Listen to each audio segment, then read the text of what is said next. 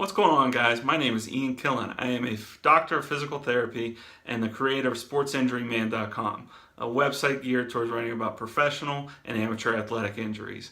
What I want to talk to you today about is shin splints, what causes them, and what we can do to help.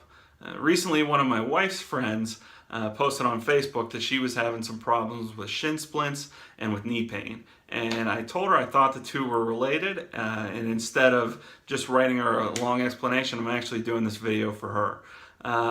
The first thing that I want to address is shin splints. So I wrote an article a couple years ago. It was called 3 Simple Ways to Prevent Shin Splints. And in it, what it talks about are 3 things that put you at risk factor for getting shin splints. The first being how much your ankle moves up and down. That has a big role. The second being your arch support, how much control your foot has over your arch and whether or not that'll bother you. And the third is hip strength. The first one I want to talk about is the arch support. So there's a lot of things you can do to address arch support. Inserts is a good one. Doing some toe and foot exercises to strengthen up they call them the intrinsic muscles in the foot. They're the ones that control the small movements in your foot. Those would be good exercises to do. Also seeing a podiatrist, getting a pair of inserts for your shoes while you're running would be really good. The second one I wanted to talk about was the ankle mobility. So the muscle that gets irritated in shin splints is called your tibialis anterior. And the role of that muscle is it controls your foot coming up and it controls your foot coming down. So coming up for most people isn't too much of a problem when you're running. The second problem is as your toes go down, that muscle has to work pretty hard to control your arch.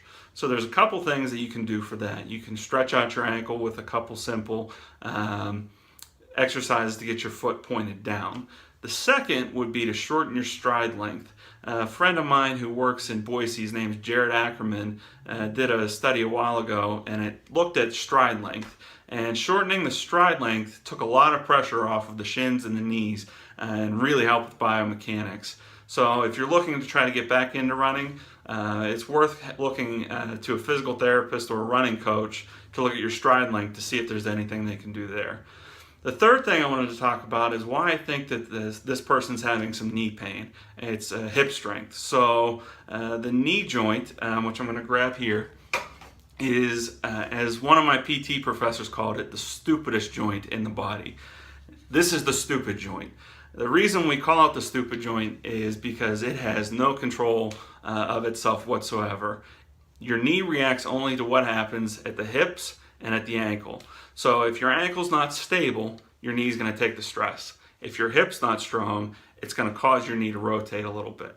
So what can happen with knee pain is your kneecap can sit a little bit to the side, because what happens if your hip's not strong enough is this bone called the femur rotates in. So the kneecap is actually sitting out to the side. So every time you bend your knee to run, it's going to grind right on this inside part. So there's a couple of things that you can do potentially to improve your knee pain and your shin splints.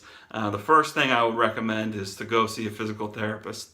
Physical therapists are trained at the biomechanical approach, so we can look at little things that most people don't notice, change them, and prevent pain. The second is the ice. The third is, if you need to, take some anti-inflammatories, consult your doctor first. And then the last thing is slowly increase your training intervals. So if you're trying to go back too much too fast, the stress on the joints that just aren't ready for it yet are going to take the brunt. If this information is helpful to you, please contact me through my email. I'll be happy to respond. Otherwise, look for videos in the future as I rant about the stupid joint in the body.